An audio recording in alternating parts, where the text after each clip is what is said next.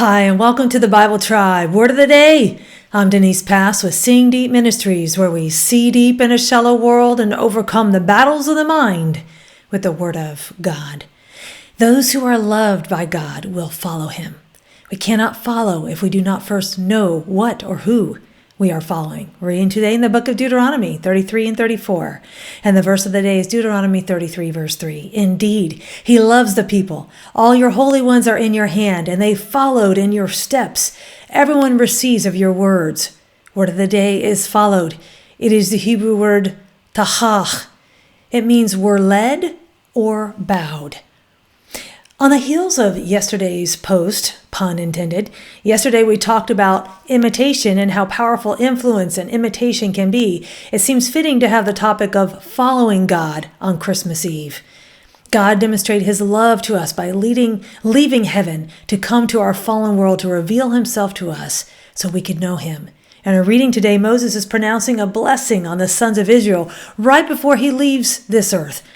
And our verse of the day conveys what God's people's response should be to God's love for them. Deuteronomy 33 verses 1 through 3 says, "Now this is the blessing with which Moses, the man of God, blessed the sons of Israel before his death.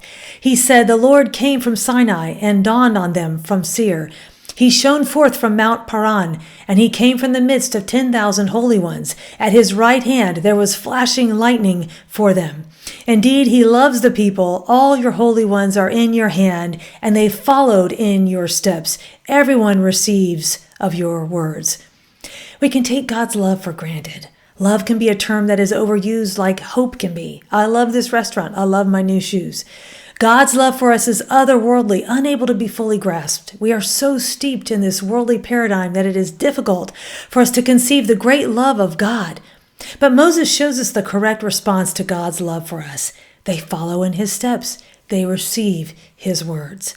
God came to His people in the Old Testament, and God came to His people in the New Testament, and God is coming again.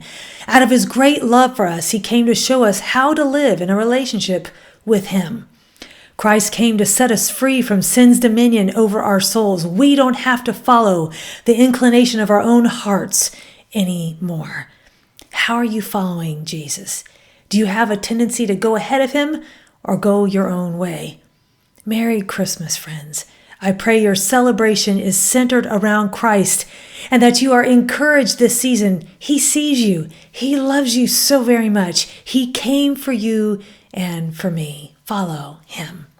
Go with God in His precious word, friends. Join us tomorrow in the book of Esther.